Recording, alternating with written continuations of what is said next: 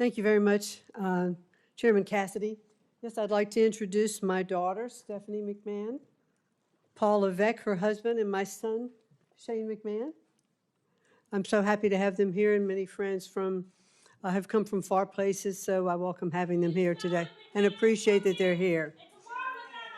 So, thank you, Chairman Cassidy, Ranking Member Sanders, and distinguished members of the committee. I'm honored to have your consideration to serve as the Secretary of the Department of Education. And I'd like to thank both Senator Scott and Britt for their introductions. Members of the audience are reminded that disruptions will not be prohibited while the committee conducts business. We ask you to respect that. I'm sorry. Certainly. And I'd like to thank both Senators Scott and Britt for their introductions and for the opportunity to welcome my friends and family. Thank you all so much for being here with me today. I would also like to thank President Trump for his confidence in me to lead a department whose mission and authority were a special focus of his campaign. He pledged to make American education the best in the world, return education to the states where it belongs, and free American students from the education bureaucracy through school choice. November proved that Americans overwhelmingly support the president's vision, and I am ready to enact it.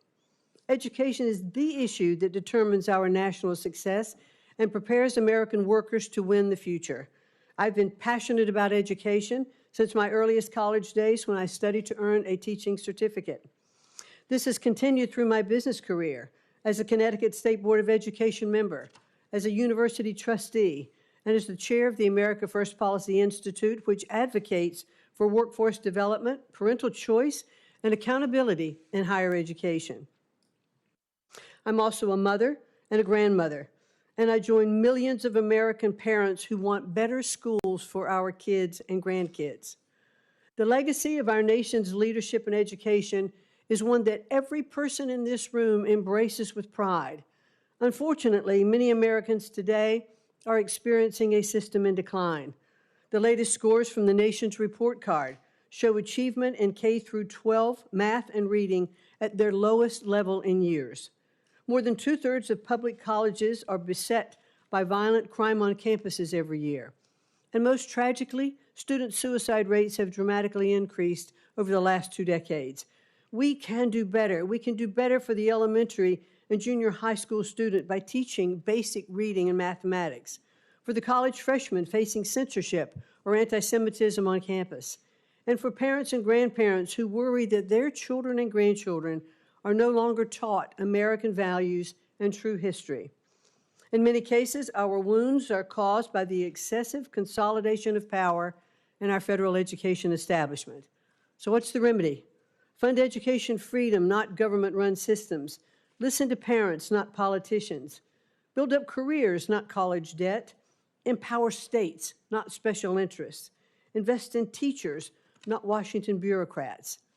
If confirmed as Secretary, I will work with Congress to reorient the department toward helping educators, not controlling them.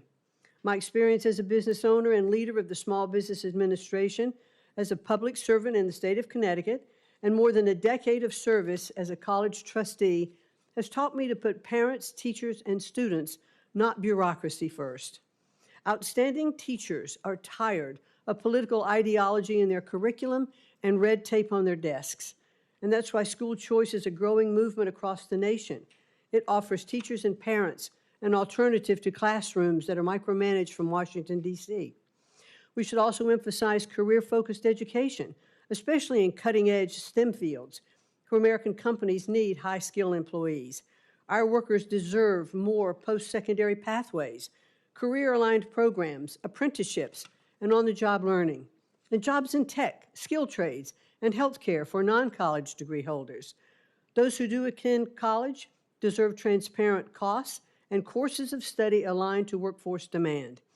The United States is the world leader by far in emerging technologies like AI and blockchain, and we need to invest in American students who want to become tech pioneers. We should encourage innovative new institutions, develop smart accountability systems, and tear down barriers to entry so that students have real choice and universities are not saddling future families with unsurmountable debt. We must protect all students from discrimination and harassment And if I am confirmed, the department will not stand idly by while Jewish students are attacked and discriminated against. It will stop forcing schools to let boys and men into female sports and spaces. And it will protect the rights of parents to direct the moral education of their children. The opportunity before us these next 4 years is momentous. I look forward to working with the committee, our nation's parents, teachers, and students, and education leaders from all political perspectives to build a better future for every American learner. Thank you so much for the opportunity to speak with you today, and I look forward to your questions.